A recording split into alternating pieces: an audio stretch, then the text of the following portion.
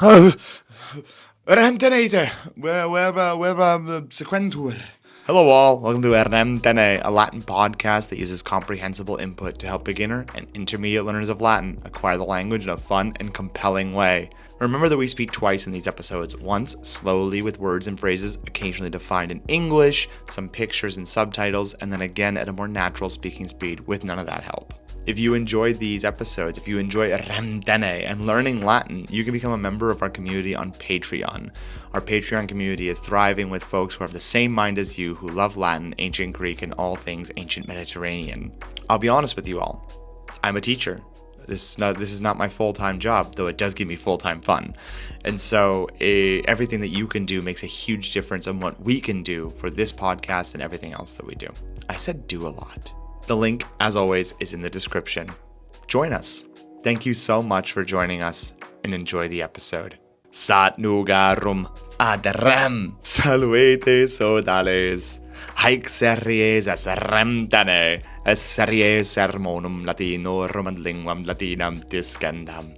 Mihi nomen est Andreas, et hodie vobiscum de somno et agrupnia loqui velim. I'd like to talk with you all today about sleep and insomnia. Vobiscum de somno et agrupnia loqui velim. Hoc anni tempore, at this time of year, hoc anni tempore, non multum dormire possum. Sunt enim mihi multa negotia curranda, that I must care for, to be cared for. Curranda, ad aestatem, to summer. Ad aestatem accedimus, sed ad aestatem non advenimus. Omnes discipuli fessi sunt, et omnes magisteri fessi sunt.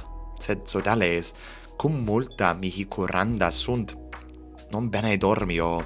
Saepe enim in lecto jaceo, et de omnibus rebus mihi agendis. All the things I gotta do. Omnibus rebus mihi agendis cogito, neque dormire possum. Haec res agrupnia vocatur. Agrupnia est vocabulum Graecum, quod hanc Rem describit. Id est cum dormire non possumus. Quid igitur facio, ut dormiam, so that I sleep, to sleep. Ut dormiam corpus exerceo, sed non solum leviter corpus exerceo. Immo strenuissime corpus exerceo, et saepe ponderibus tollendis. By lifting weights, ponderibus tollendis. Cum pondera gravia tollam, omnibus viribus meis utur. I use all my strength. Omnibus viribus meis utur. Et sic ago dum vires mihi deficiant, until my strength fails me, until I don't have any strength anymore. Dum vires mihi deficiant. Postea, Paulum quiesco. I rest a bit. Paulum quiesco, et multum spiro. Hoc tamen addare vellim, cum multa mihi curranda et agenda sunt, non semper corpus exercere memini. I remember. Memini. Fortasse hoc episodion memonebit. Will warn me, will remind me, advise me. Memonebit ut corpus exerciam. Bene.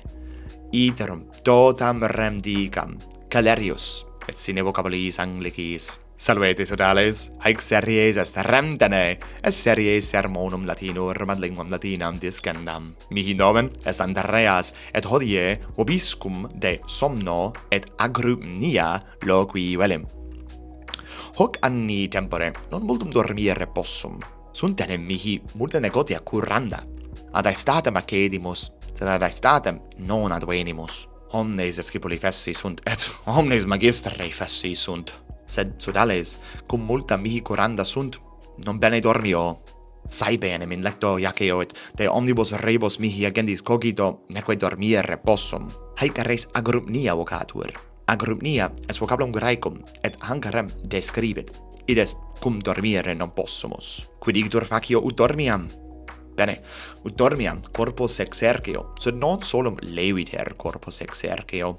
immo strenuissime corpus exerceo, et saepe ponderibus tolendis, cum pondera gravia tollam, omnibus viribus meis utor, et sic ago dum vires mihi defeciant.